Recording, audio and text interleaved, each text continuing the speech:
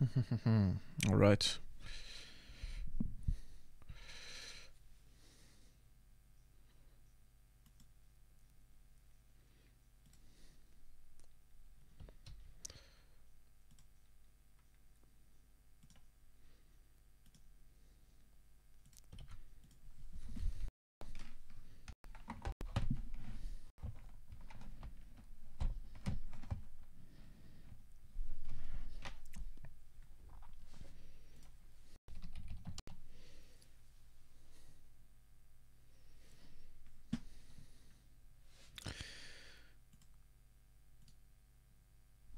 Okay, I'm ready now. So welcome to this stream session.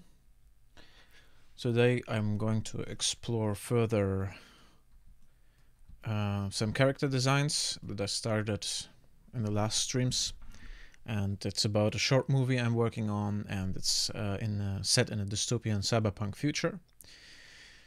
And I want to create a couple of characters. Originally, I wanted to animate a character, but I found out that the design was not finished enough, and I want to get a better idea, a better grasp, and I'm using a special technique like the one Joji Shinkawa uses for Metal Gear to approximate my designs.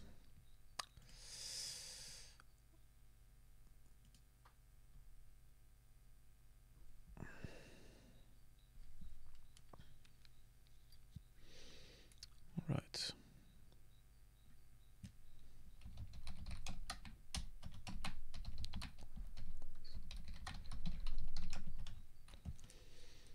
Okay. Let's see how we progress. I think my webcam is a little bit too bright.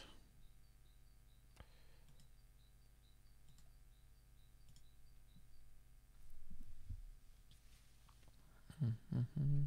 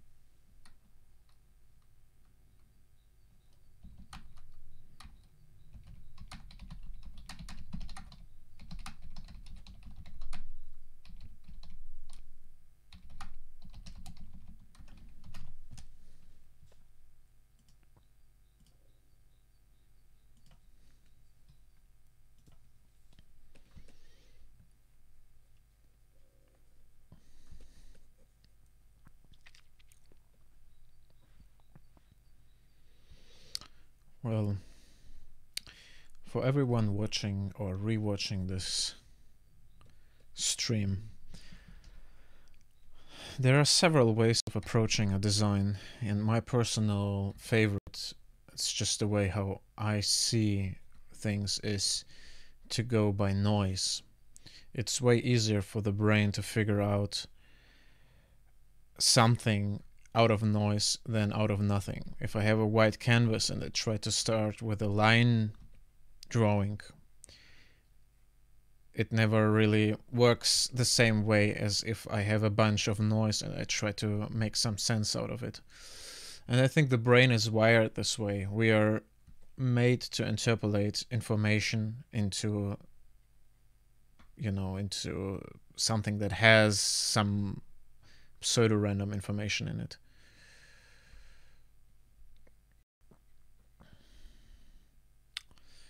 So I try to create, I have this brush and it creates a lot of noisy strokes, which is exactly what I want. And I have to lead it only approximatively to the design I need. I mean, I have a reference material next to me and it has just a pose that I'm interested in, nothing more or barely anything more that has to do with the topic. And I just copy the pose and I try to stroke around it a little bit so it follows up. So it creates noise around the pose, and within this noise I start to see the design I want to have.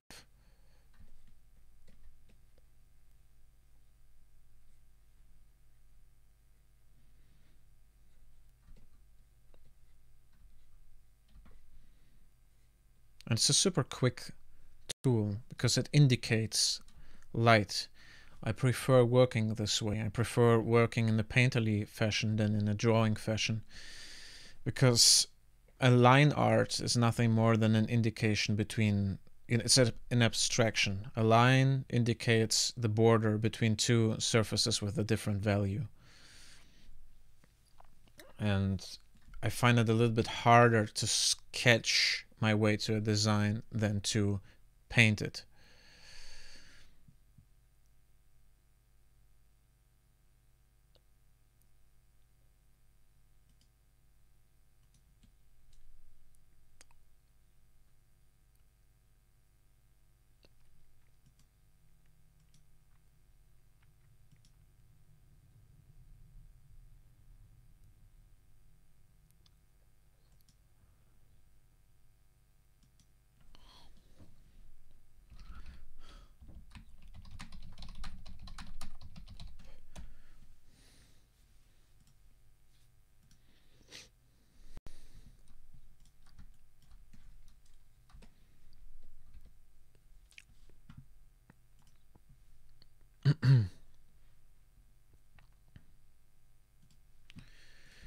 It's quite similar to the one before that, but since I mean the design, but since I'm in the exploration phase, it's all right. I'm allowed to do whatever I want. There is no hyper specific goal.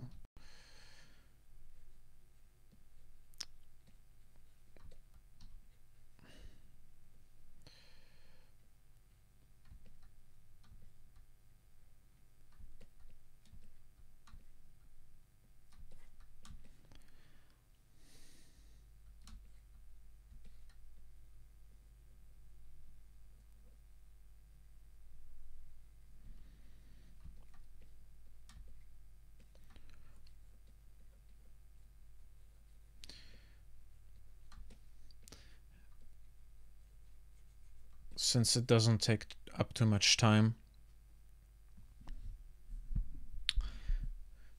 it's also beneficial to reiterate one existing design and fix a couple of things that you didn't like about the first one. And maybe you find something along the way that is new and boosts the design you want to have or improves upon it.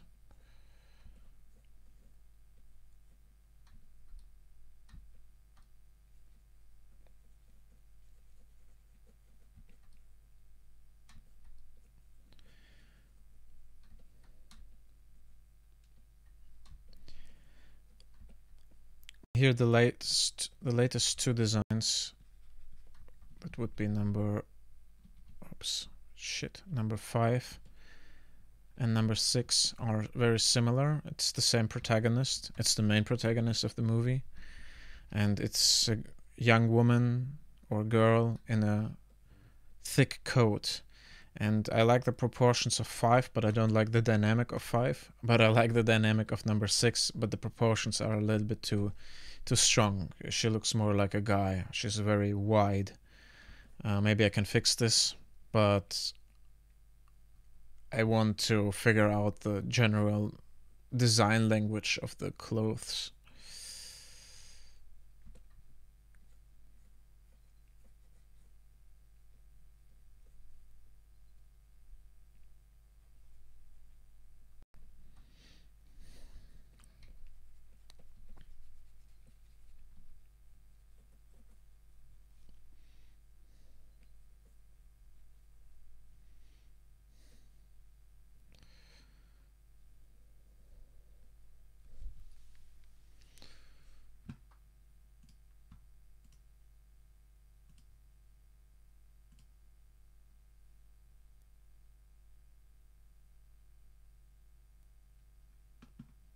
Man,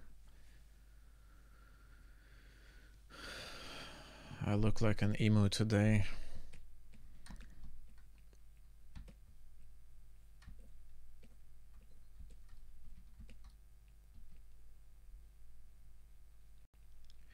And I hate painting legs. I was never good at it.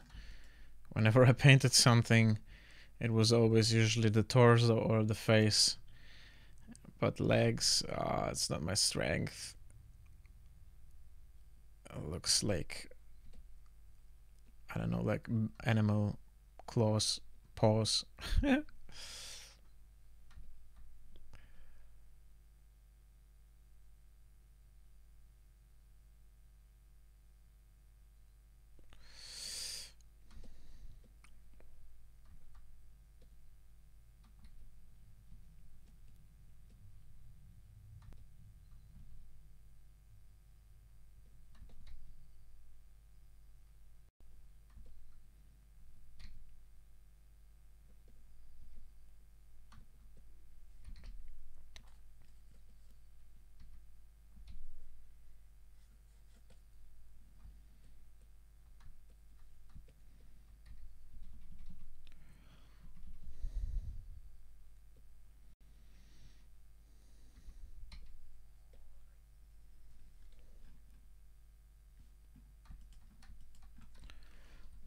Man, this is something I haven't really practiced.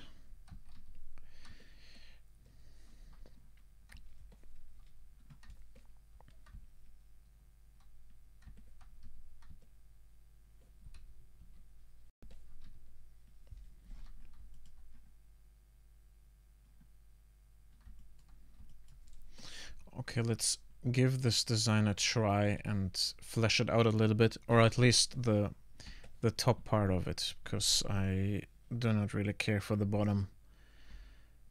I have to make another design pass on that.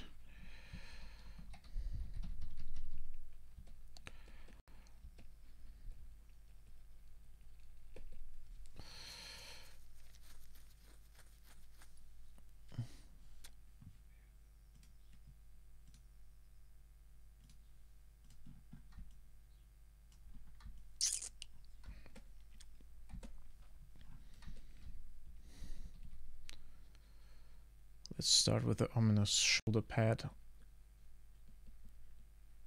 because this is obligatory to have in Cyberpunk, in a Cyberpunk setting.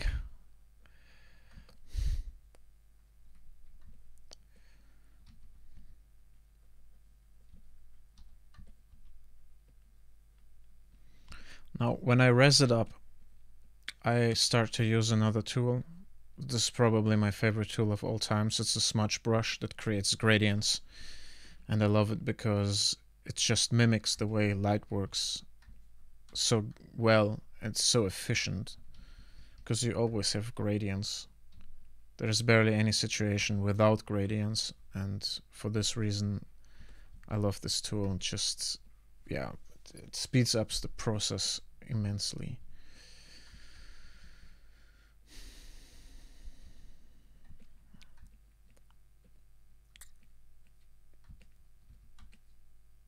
And it creates a geometry that is easier to read than with the brush I'm using alone, because the brush creates a lot of noise, and sometimes it's difficult for the eye to understand where a form is going, where the geometry is going. But when you pair it up with this gradient smudge tool, you get a way better idea of the flow of your material.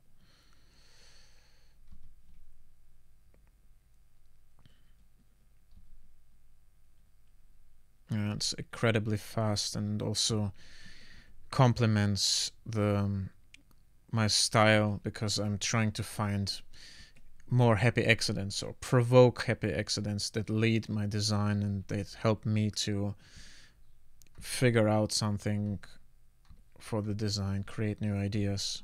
And whenever I use the gradient tool, it just creates geometry that I can just, flesh out along the course.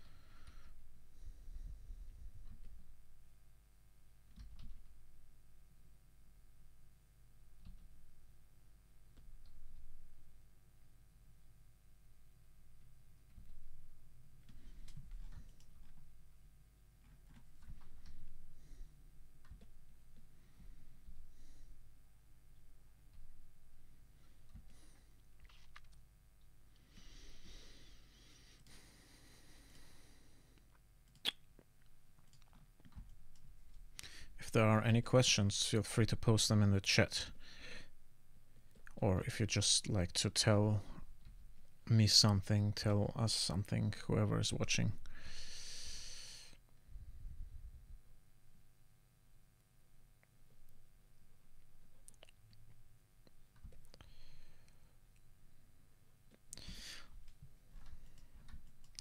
Basically, this movie has 4 protagonists. It has a young female character, which is the main protagonist. The second main protagonist, who is a type of technomancer, I think, who helps this young girl, and kind of a crappy android robot who intimidates this girl on one occasion, and another type of android who, I would call the working Joe. He just represents the society and is rather dull looking, lethargic in a sense.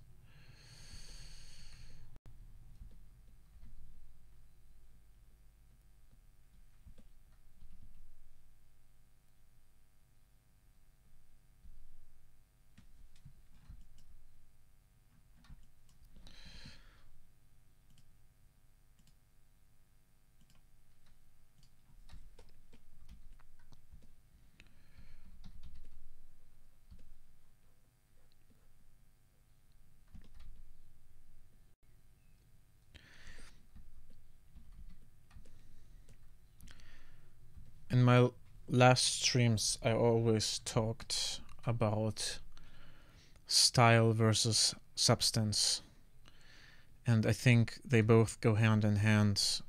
I always tried to limit myself or to get out of my comfort zone in terms of style. For instance, for these designs, I started out with a line drawing, like on the left side of the canvas, and it didn't get me very far. I didn't like the style, it just didn't fit the narrative, the atmosphere, and art is such an emotional process.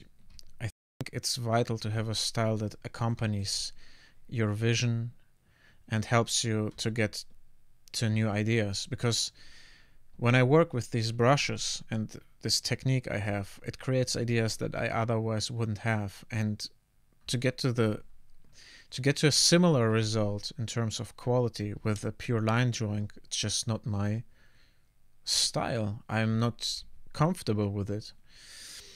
And I've always forced myself to get out of the comfort zone, which is, it's fine, it's a good exercise, but don't expect any results that are usable, because most likely you will just appreciate the technique you have developed even more because you understand why it gives you quick results and satisfies your eye.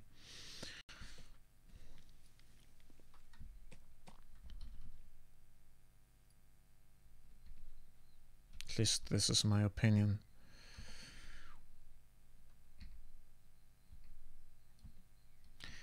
And I sometimes find it, well, I don't want to say hard, but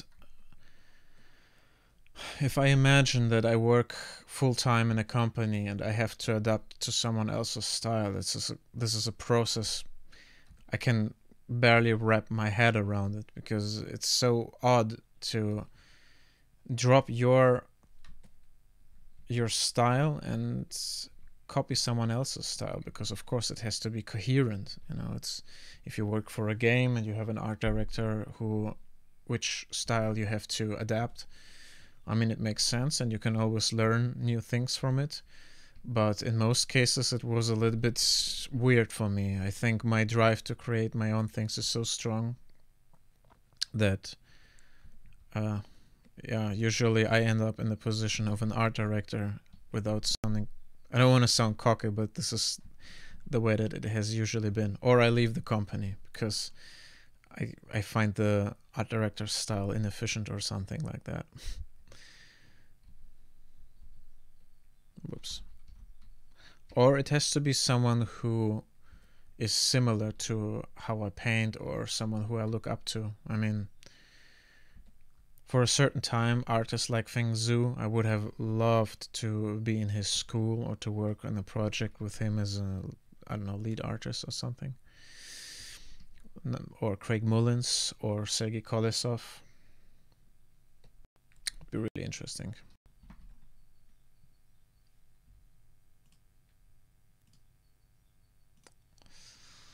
Okay, whoops. I'm not sure if I like this design right now.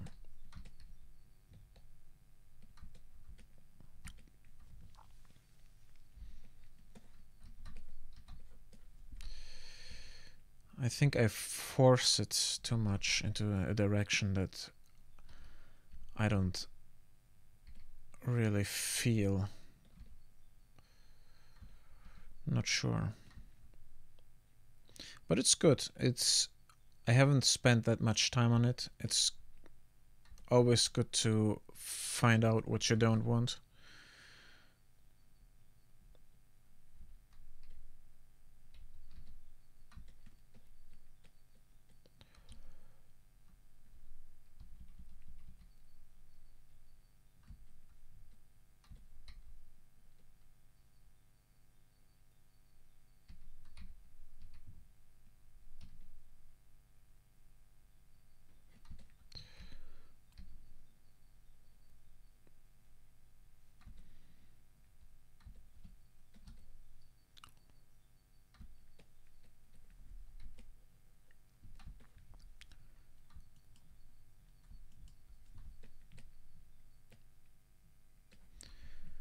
The good thing about these noise and happy accident approach is everyone sees something different in the designs. And this is a good ground, a good basis for your personal design language, for your design style.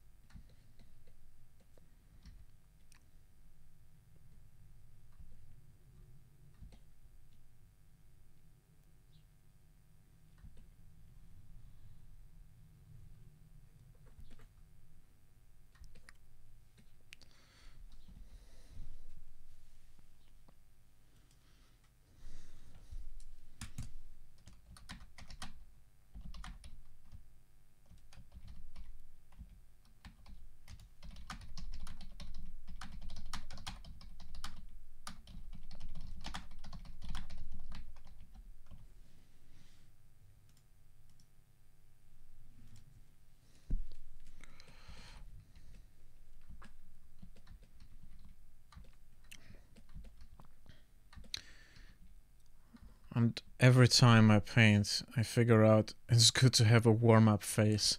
It's good to have one throwaway design at the beginning just to get comfortable.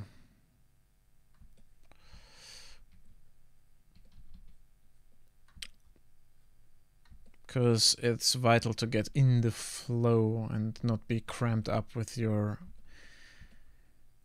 painting. Because I feel that I'm forcing it to be something that it doesn't work. You know,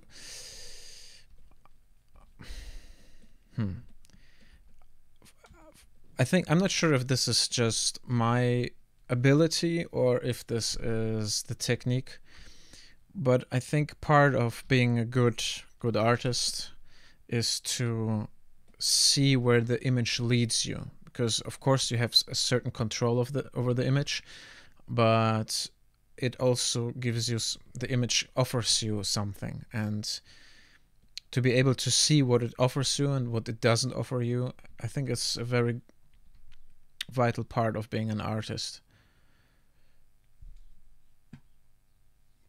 You know, and yeah, figuring this out and pushing the potential of the image. And it often happens that I lay out a foundation for my image, but I actually want it to be something else, and I do not recognize this discrepancy. So I start to force the image to become something that it doesn't offer. Yeah, then you have a conflict, and the image turns out to be crap, and you wonder why, and you take your time to figure it out, and hopefully you get wiser. And right now there are interesting aspects of it, but part of it is still from the result of a non-warm-up. Of a non-warm-up. Does it even exist? I mean, from a part of it is from a phase where I wasn't that warmed up with my content.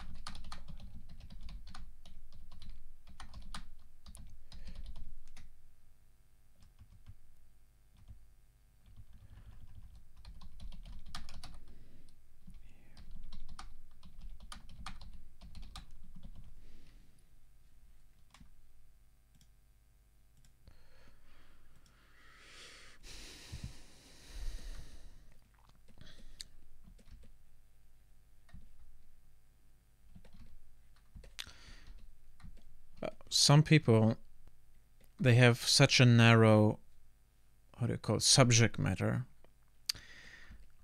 that they can draw it out without any back and forth, without any iteration. They just have the motive in their head, and I assume that they don't need too many iterations, like Kim Young-gi, for instance.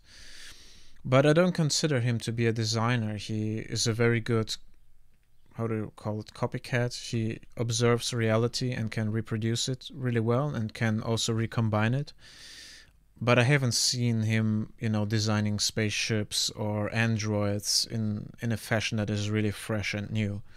Maybe it doesn't interest him, or maybe he doesn't have the capacity to do so. It doesn't matter. I mean, he has his niche. He's super famous. But I love to explore. I don't know. It's just my style, and I wouldn't. Sometimes I thought of it as a weakness, because I take more time to explore certain things than maybe other artists. But I think it's good to see your style as a strength, as a unique selling point.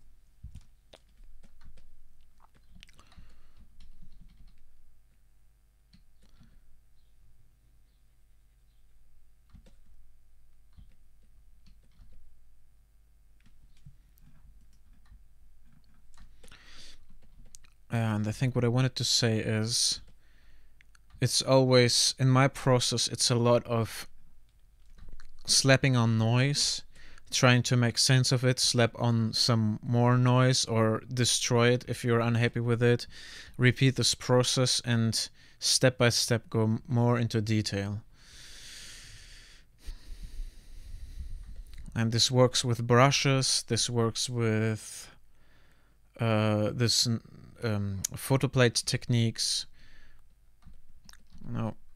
from the broad image to the finer details. And you get to a certain point where it doesn't make sense to slap in more detail. It's just, a level of density. Whoops. Like with the cape here right now, I'm just trying to indicate the geometry a little bit, nothing more, because I don't think it's vital to explore this area more. If you zoom out, it doesn't, it has enough detail for this sketchy, for this level of sketchiness, I'd say.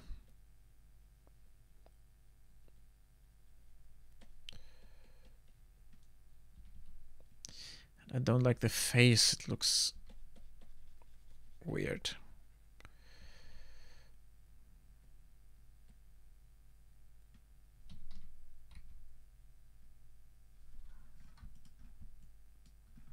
It looks like a grandmother.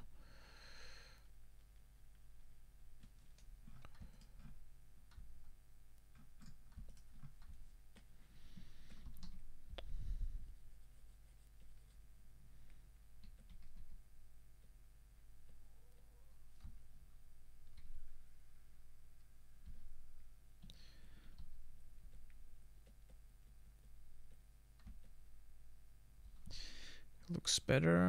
I just have to put... No. Fuck.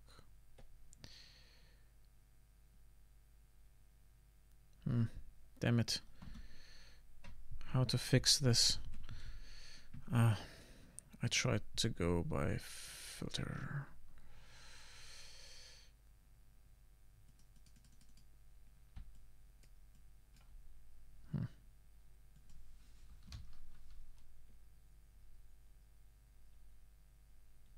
Okay.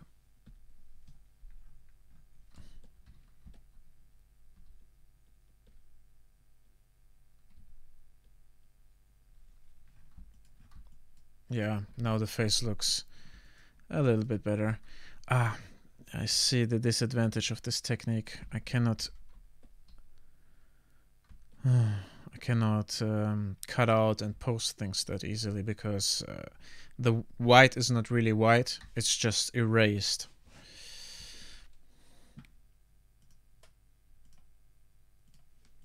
It doesn't matter. I have my workarounds.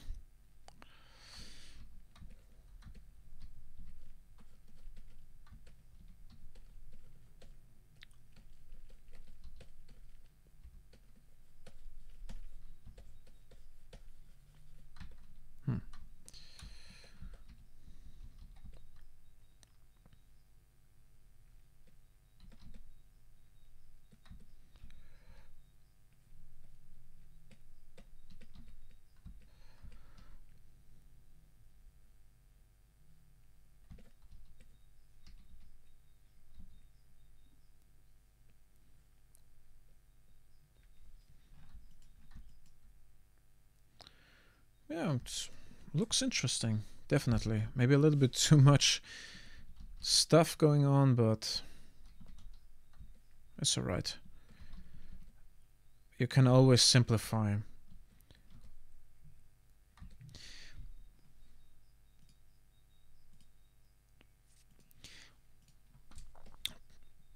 This night when I was lying in bed, I was in such a weird mood. I don't know why. We had a huge thunderstorm here in Berlin, and it was Friday the 13th, and it was all a very weird day, all in all. But sometimes when I'm very nervous, I start to see images in my head where I'm not sure where they're coming from. And on several occasions, I start to kind of daydream about this movie I'm working on. And I start to feel it, and I start to see the atmosphere and see designs that I haven't seen them anywhere before in this context, and I would love to churn them out somehow out of my head. And I think that meditation is a great tool for artists and visionaries. I think sometimes when you take the time to just introspect, sit down and let your mind do the work, your subconscious, you will come up with feelings for your product, for your IP, that you otherwise wouldn't have created. And it's very intense. I've used this technique of meditation several times, but I think I'm not using it enough. And I'm not sure if you can force it, if you can control it, or if it just comes to you naturally. But I think as an artist, as a visionary, it's vital to drive yourself by your feelings. It's all about emotion. It's not about, rational thinking, because rationality comes after the idea, but it's all about emotionally driven narrative, about storytelling, about how if you create a world, it matters how it feels, because this is the basis for everything. And if you can get a better feeling for your world, if it's a feeling like you have been living there, I think you have a great advantage to make it as authentic and, how do you say, encapsulating as possible. Emerging was the word.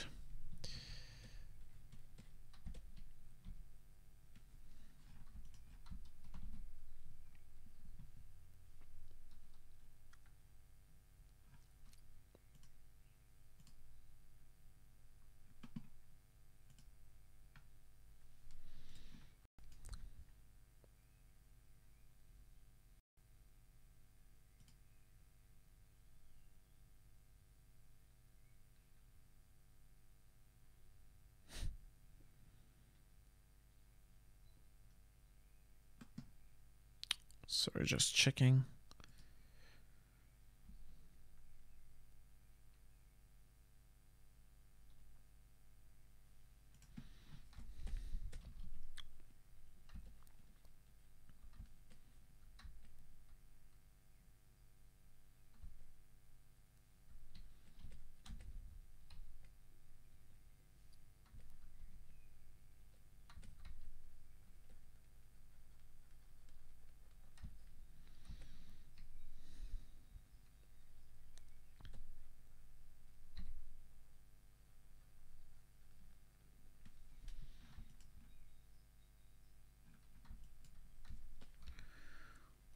having this balance between following the potential of the image and also being able to control it.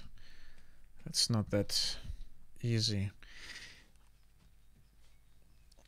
Sometimes when you get out of balance, it starts to look and feel forced.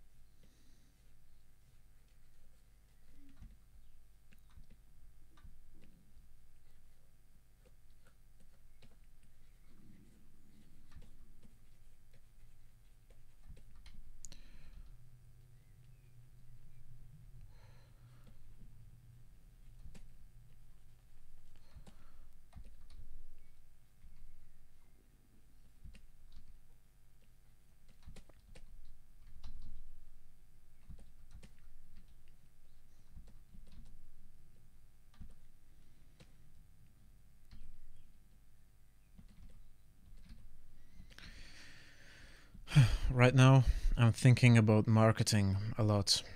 This whole streaming your design process is also part of it. Showing people that you are there.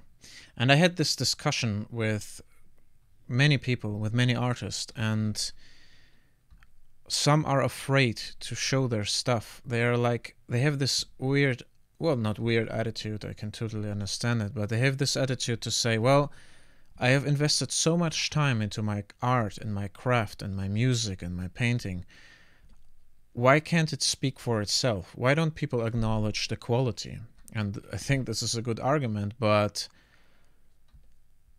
it's not how reality works. You have to, and please pardon this expression, you have to shove it down the throats of people. Marketing is a part of your process that is as vital as a good painting craft, for instance. I had to learn this over the course of a decade because I thought I have just to be good enough and someone will come along, a manager, an art director, and say, oh man, you're great, I want to hire you, and then you will be safe. But it's way too simple, isn't it? Especially if you have your own brand, if you have your own IP you're working on, you have to market the crap out of it. And this is a mindset that I have to learn to understand and to use it. And I think once you have mastered it, once you have understood the necessity of it, you can have a lot of fun with it. At least this is my opinion. And yeah, as I've said before, this design is part of a short movie that plays in a dystopian world. I've been writing a business plan just to get a better idea what I'm doing, for who am I doing it, my target group, what's the purpose of it, how does it help people, how to monetize it. And when you do this and you really try to concretize your business project, it helps you to figure out a lot of things and to have a really good emotional grasp on your venture. So I started to post this project in cyberpunk forums and cyberpunk Facebook sites. And the funny thing is, it doesn't stop there. It's the best analogy I had in terms of mindset is think of it as a convention. Imagine you have hundreds of people passing by your how should I say it, by your exposition, or yeah, you have a stand, you have a place where you show your project, people walk by and you have to engage with them, and you engage by being consistent, yeah, by showing up and talking about this project, presenting it, being there, see and be seen. And I also realized that it's vital for me to post on a regular basis, every part of make it a routine to post every step of your process, because in the end this is your marketing material, and you prove to the people that you are serious about it. You don't want to sell anything. Of course you want to sell something, but it's about trust.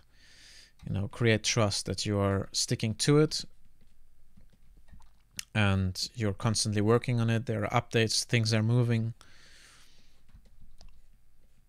And as bitter as it might be at the beginning to accept this as part of your workflow, it can be very rewarding, because in the end you're doing it for yourself. You try to realize yourself as an artist, but it's also for people, because they will pay you in the end if you market yourself in a smart manner. They will buy it, or they will support you on Patreon. And engagement is cool, and it since I started doing it, it does something to me. It does something to my self-confidence. I recognize myself as an expert, as a professional, more and more. And not only that, but your pitch gets way more condensed, because you repeat it to hundreds of people, and you can narrow down your plot and your style into just a couple of sentences, and you get very efficient about it, which helps you to be more routined in your elevator pitch as well. And it's never the same, because especially, I've been on conventions and I've presented several projects, and it's a great practice for your social skills, because every person has slightly different interests. One is interested in the cyberpunk genre, the other one is interested in painting, the third one is interested in the themes, the plot. And once you realize all this different, or once you get a grasp on all these different interests, you can approach your pitch, you can change and modify it to the people. And yeah, basically hook them where their interests are.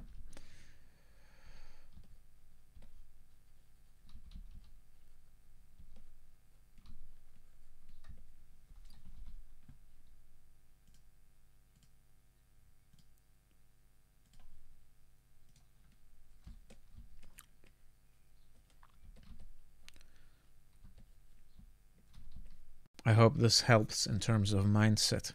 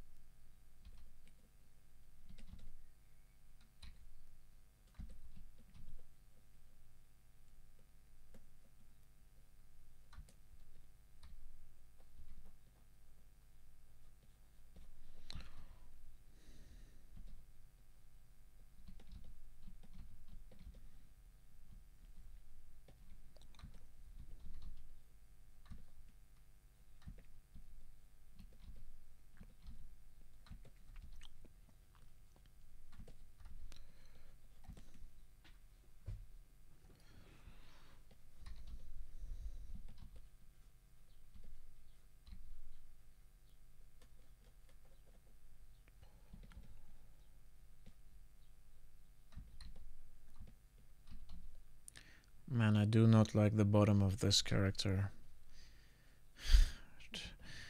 I haven't paid too much attention in this sketch, and I'm too lazy to fix it now.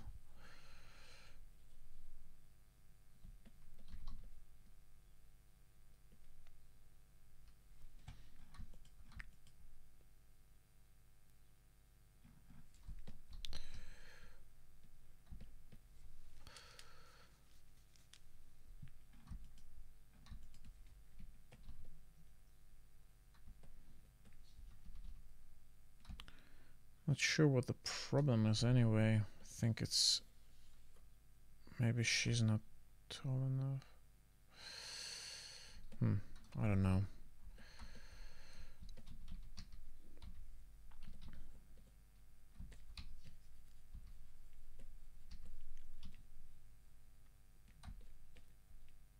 It looks like a grandmother with a fat ass.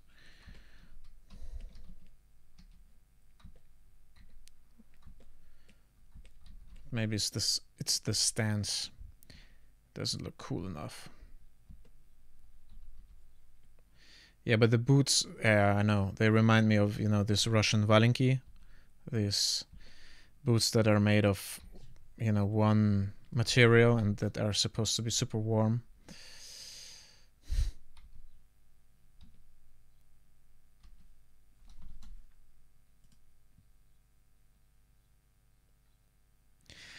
Hello, Roche Lasage. I hope I pronounced it correctly. Yes, this is exactly my process. Creating tons of noise and then fleshing it out.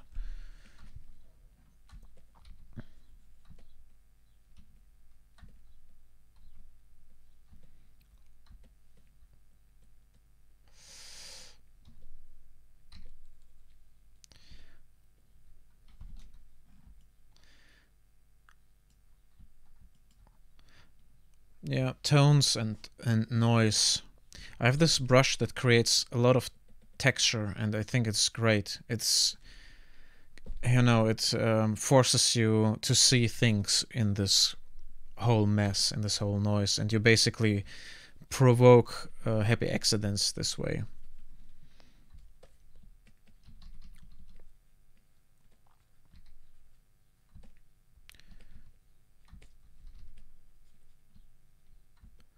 Thank you. Thank you very much.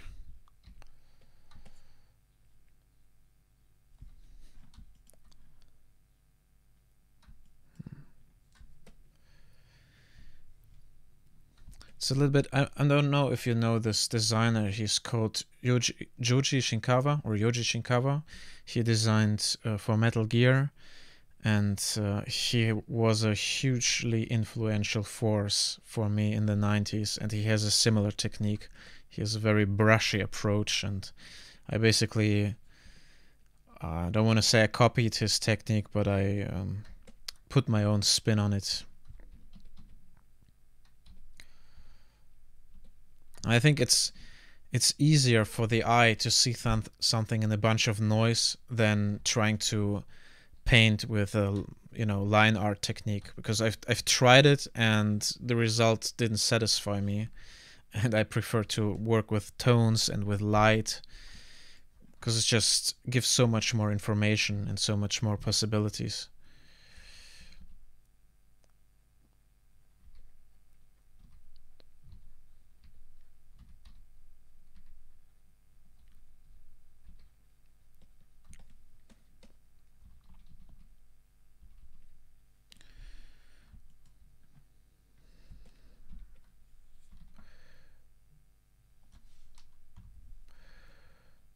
Yes, exactly.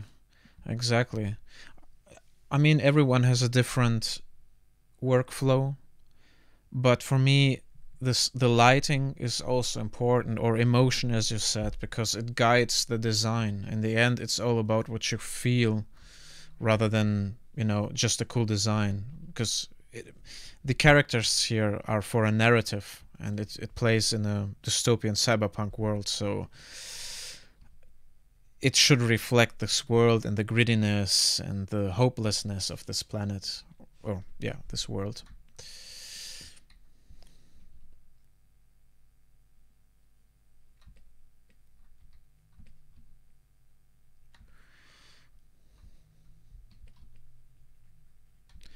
But I think when you have to, it depends on the artist you're working with.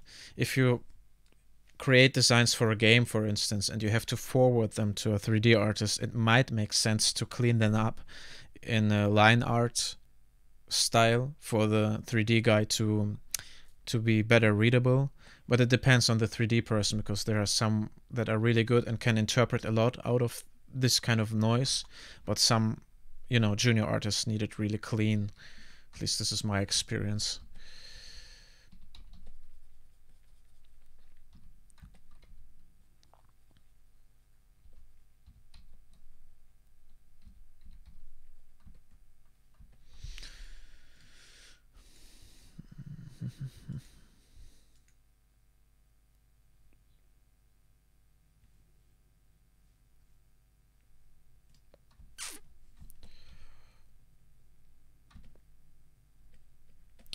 I have to make this backpack black. It's just too annoying if it's this weird shape.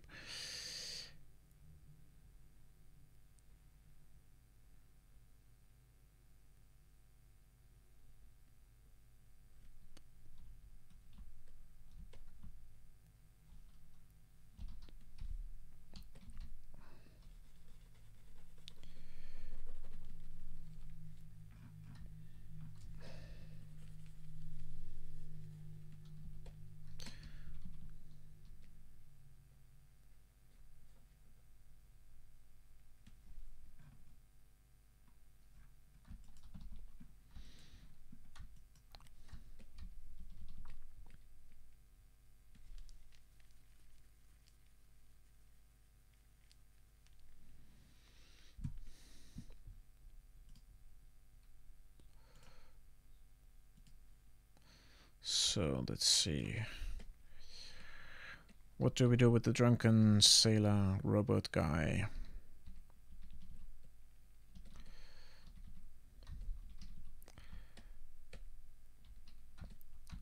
I don't know what it is, but I just love this noisy strokes everywhere.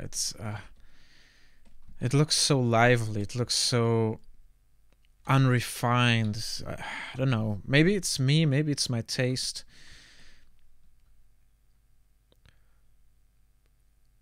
Huh? Yes, exactly.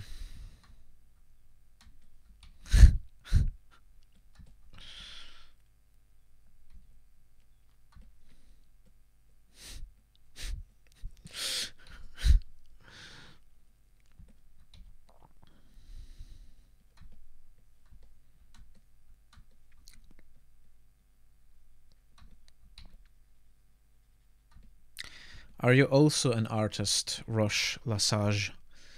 Lasage or Lasage? Oh, probably hard to tell me how to pronounce your name in chat.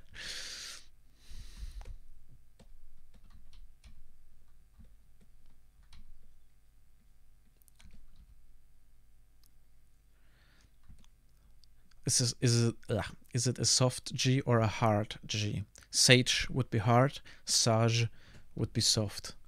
Help me to figure this out.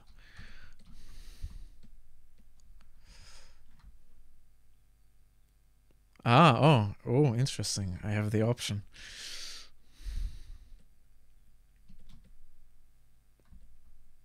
The medieval version or the French version. Bonjour, je m'appelle Roche Lasage. Roche, alright. Do you also paint and draw or design?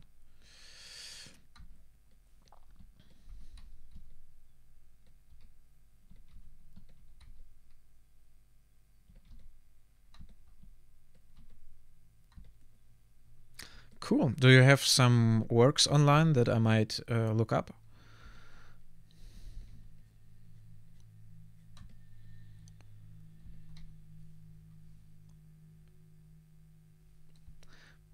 That's the beauty of art. Everyone has different styles and workflows and approaches.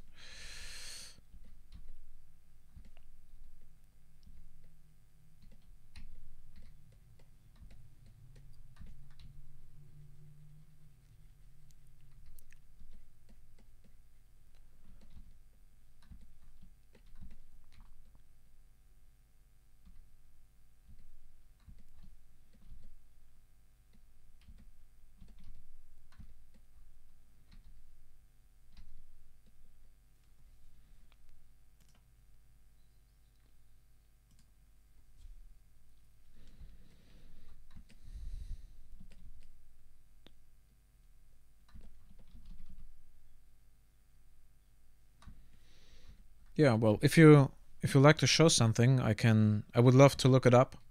And if you like, I can show it on the screen I'm sharing, so and comment a little bit on it. But only if you like, don't feel forced to.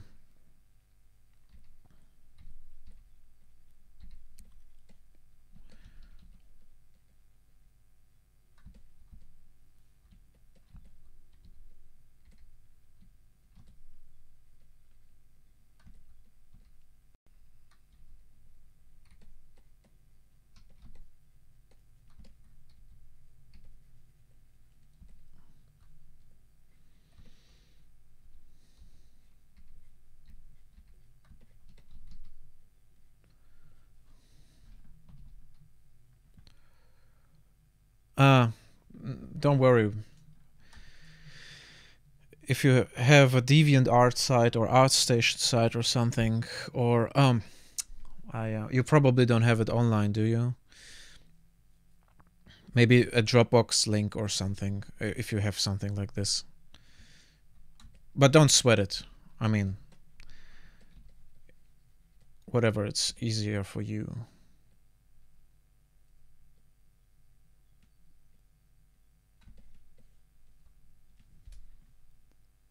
Oh, yeah, then maybe you can send me the link to your site or something.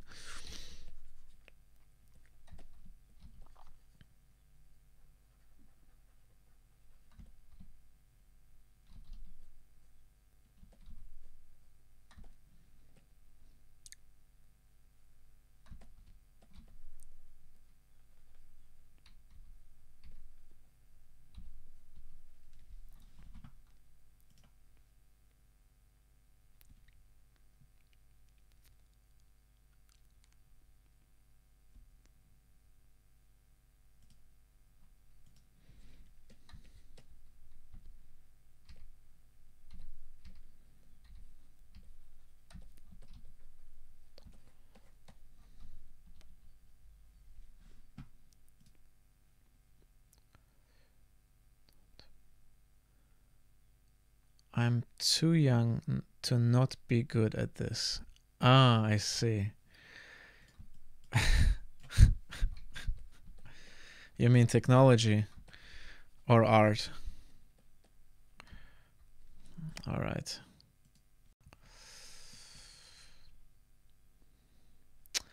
I have to send you a friend's request.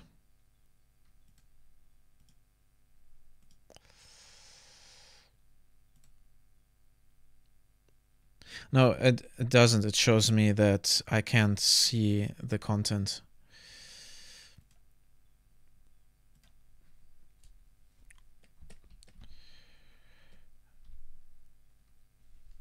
All right. Let's see if it works now. All right, I see. Is it all right if I put it on my main screen?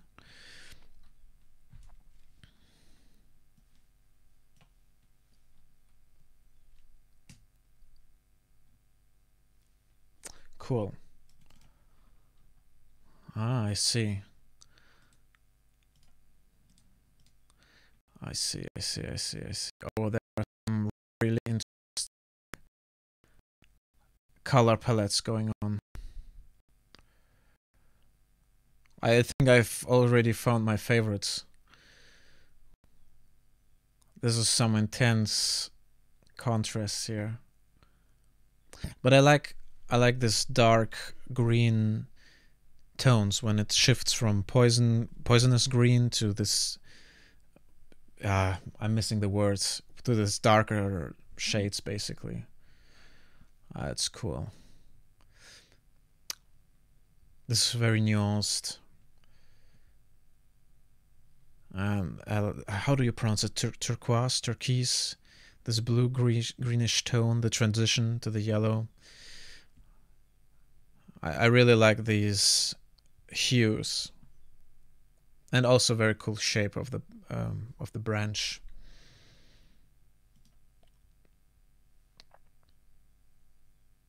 Turquoise, thank you. Yes. In Germany we say turquoise, and I'm always confused how to pronounce it. turquoise. Yeah, turquoise.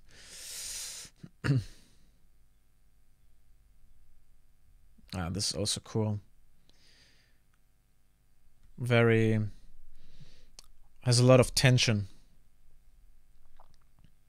Really makes me nervous to look at it, but probably this is the intended feeling you wanted to evoke, I assume.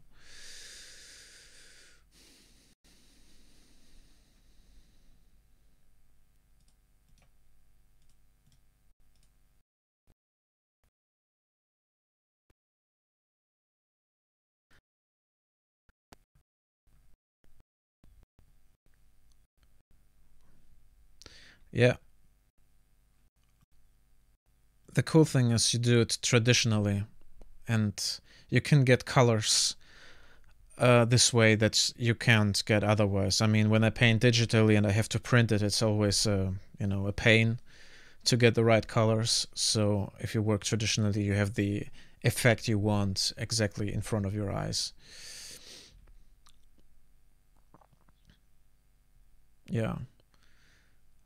We have the cool turquoise color here again, which is great. I think it's quite popular, I have this feeling, to get into this muted bluish tones nowadays for kitchen equipment. At least I have the feeling whenever I go shopping, I see these color palettes and that go into this direction.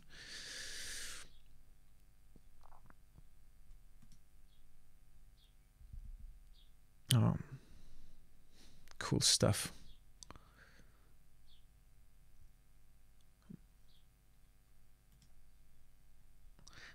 I see.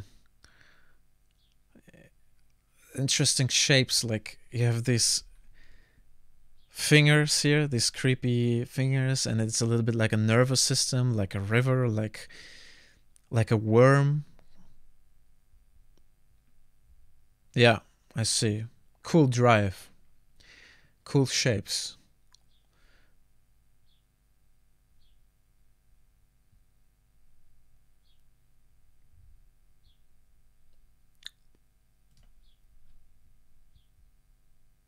Oh, this is intense.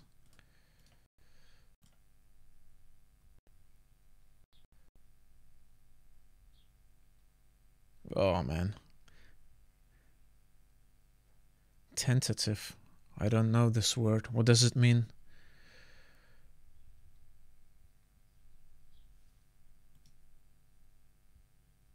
Well, intense stuff. Cool. Yeah, as you said, you have a different style, but I really like this on pins and needles. Sorry, what do you refer to? Okay. Okay, I see. I'm waiting something. Yes. Yeah, makes sense. It's a good description for the tension of this image. On pins and needles. Yeah, we have a similar expression in Germany. I was just confused a little bit, but yeah. Oops. Cool stuff. Cool stuff. I'm sorry if I spent so much time stalking this, but I like looking at the artists so different.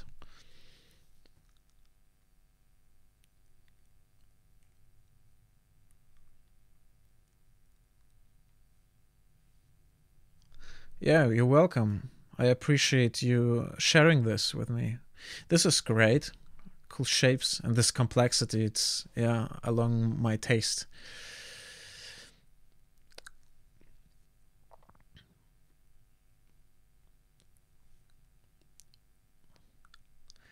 Brush pen. Yeah. Yeah, it's visible that you had fun with it.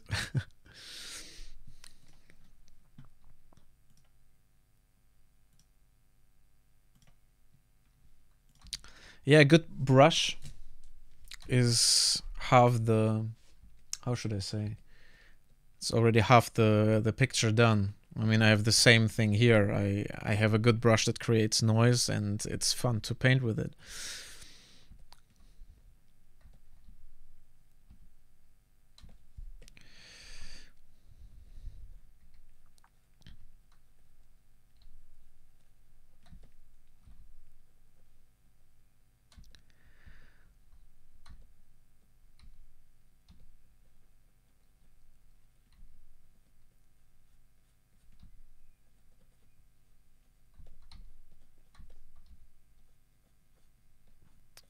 A good friend of mine, he works in China, and he brought me some Chinese brush pens, which are super popular here, but I barely use them because I barely paint or draw traditionally. It's all digitally because I erase so much. I can't really. It's hard for me to work the same way I work digitally in traditional mediums. Yeah, it dries out, unfortunately. It just lies around and it's getting dry. Shame on me. I should give it someone as a gift who paints more in a traditional way.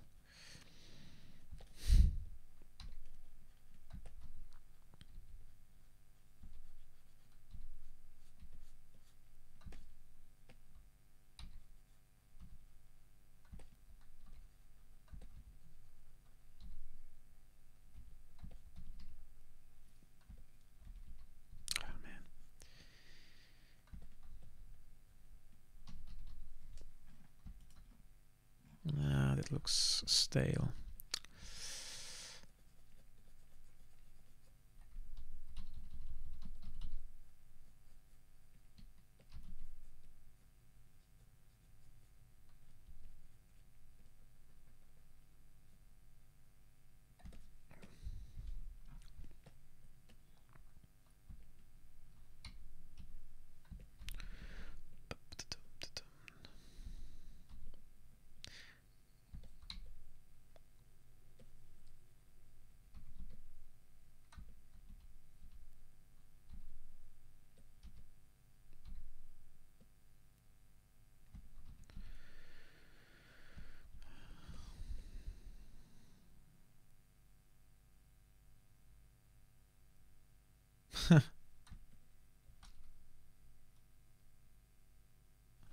Cool. Where did he live?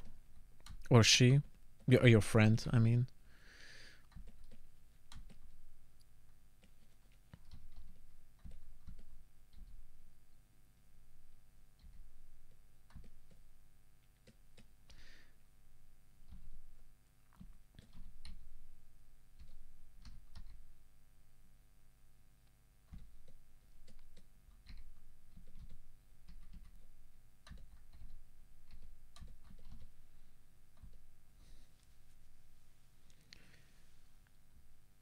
Ah! It doesn't matter. There's only one city that is relevant anyway, and it's Berlin. Oh, I know I will get so much bashing from people living not in Berlin, but I've been to most major cities in Germany, and Berlin is just the place to be, for me at least.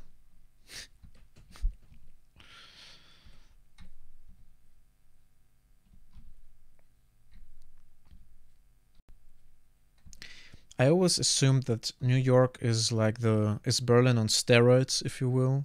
It's like a bigger, a bigger and more how should I say, Berlin in the future, so to speak, because the rents are impossible to pay, etc. pp. It's all gentrified. But apparently, people from New York said that they really enjoy going to Berlin because it offers something they don't have. So I'm not sure. I've never been to New York, so I can't compare. But this is also a very interesting statement.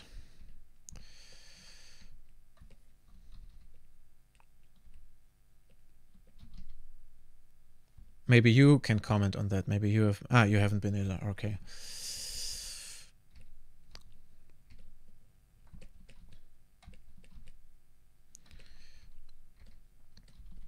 Where do you live, if I might ask?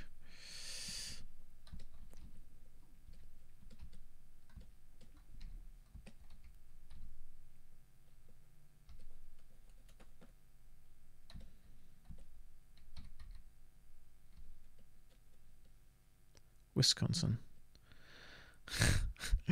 Moo, the land of cows.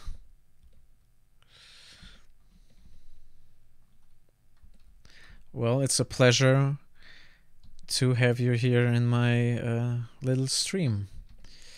Thank you very much. Wisconsin, man. For me, it sounds like the other end of the world, which is kind of true, actually, I think.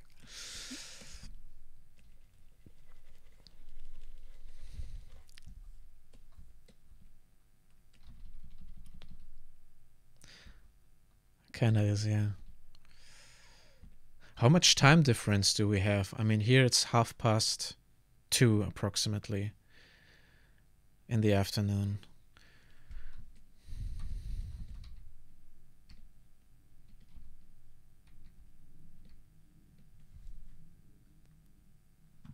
Whoops. Oh, Jesus Christ.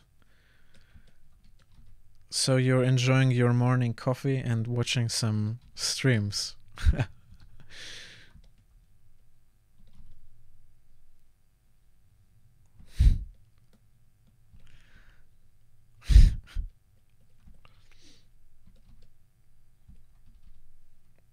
Oh man. That sucks.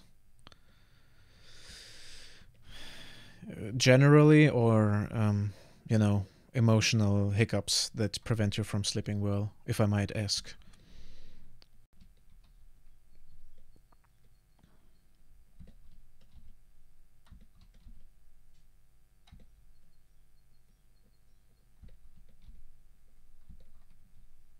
Generally, alright. Yeah, sucks though.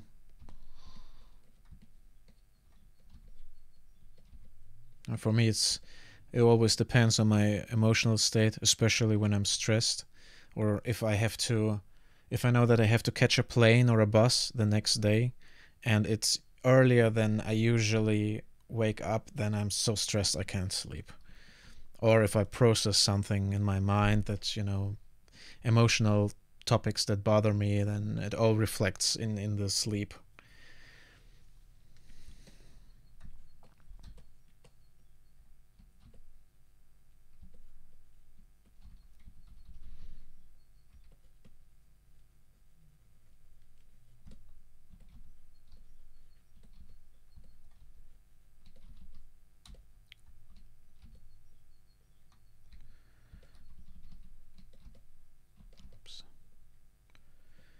There are some people who can sleep when they're traveling on by bus. I just can't do it. I have so much envy for these kind of people because they can just be very efficient in their sleep schedule. And no, for me, I need my bed, I need my room. Otherwise, it won't work.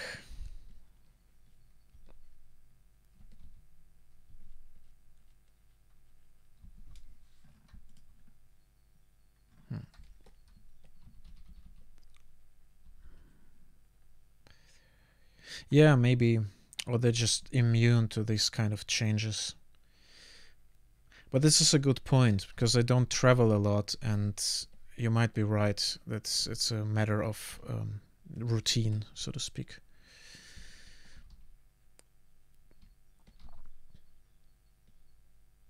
For me, stuff like conventions are really hard.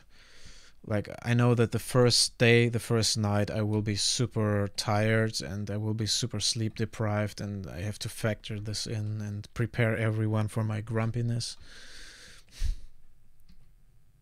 Like, buy wine and chocolate, beforehand, so I can apologize.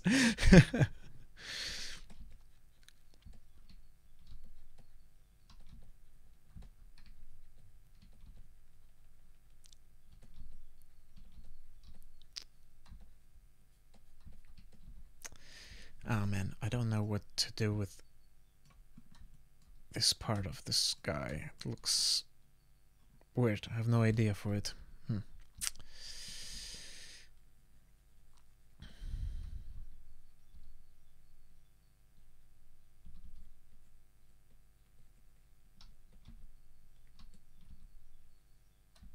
Yeah, gladiator skirt. Thanks. You're right. Resembles that, and it's kind of how should I say, provokes to give him a gladiator skirt. You're completely right. Hmm. Not sure if it fits the theme of the world, but it's a throwaway design most likely anyway, so who cares?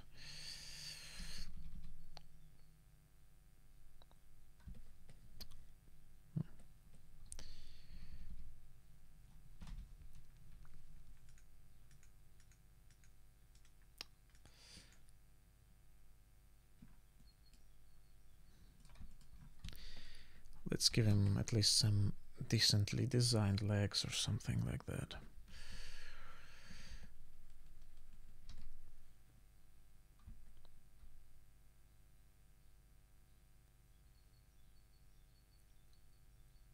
Thanks. Thank you very much.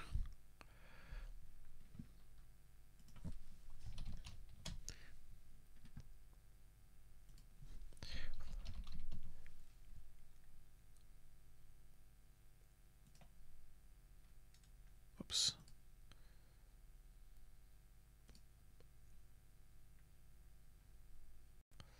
Oops.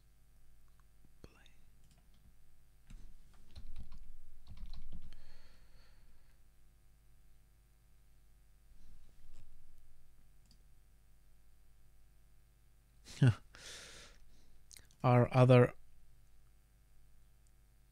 yeah. Thank you very much. No, now I screwed it up probably. Elvis. Elvis has left the building. How are other artists about? I mean, why do you say it's refreshing? Are other people a little bit more tense and cramped up about their work?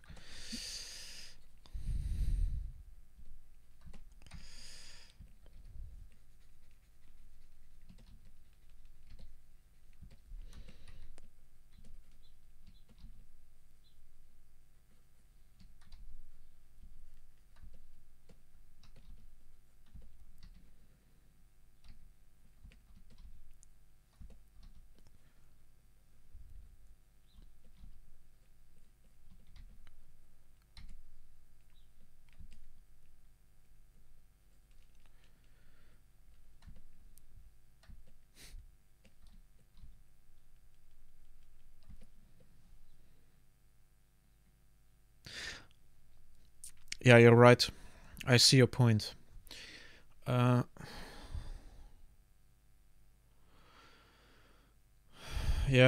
Oh man. Yeah. This is a really interesting topic.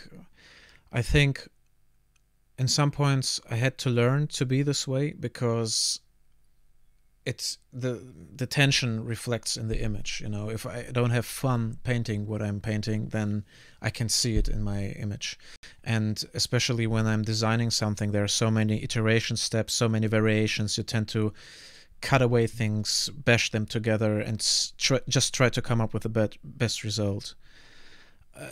I have to say though, it doesn't always work this way. Sometimes I get into this mindset that it has to be perfect, and I have always to constantly remind myself. But I think the best practice is, the best practice is when you work for clients and you give them several, for instance, design, what should I say, variations. They usually pick the ones that you find the most ugly or which are the worst for you. So you have to detach your perfectionist drive from it or find other ways to be artistic about your image, because in the end it's what the client wants, and you know, you have to work with your worst materials, so to speak, if this makes sense. And then you just detach yourself from this perfectionist drive in a certain way. I mean, you still can be perfectionist, but you limit it to certain areas, to details, and not to the broader concepts. Yeah, it is. it's maybe harsh at the beginning because no one tells you how to set up your mind to deal with this kind of situations. But over the course of, I don't know, several years, you learn to be chill about it. But of course, sometimes when I have my private projects where I can live out all the perfectionist stuff I have, then I get back to this kind of issues that you have been referring to.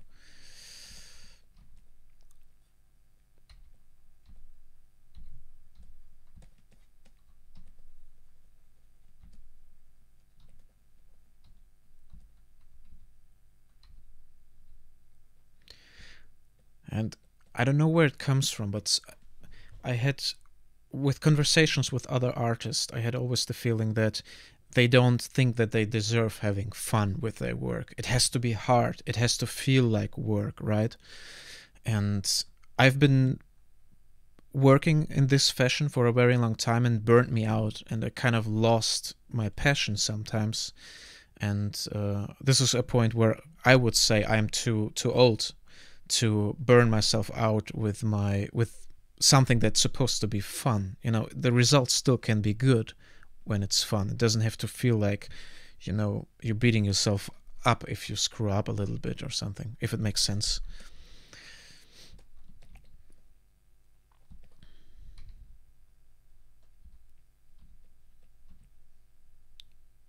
You.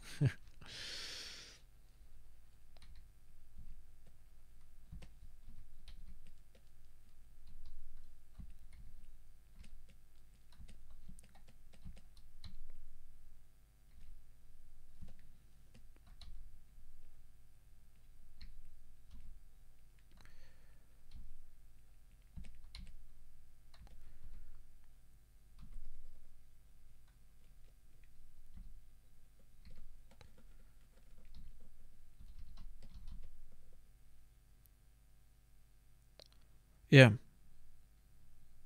Yeah, you're right. I totally agree with you. In theory, at least. Practically, it's sometimes a little bit difficult to execute this ideal.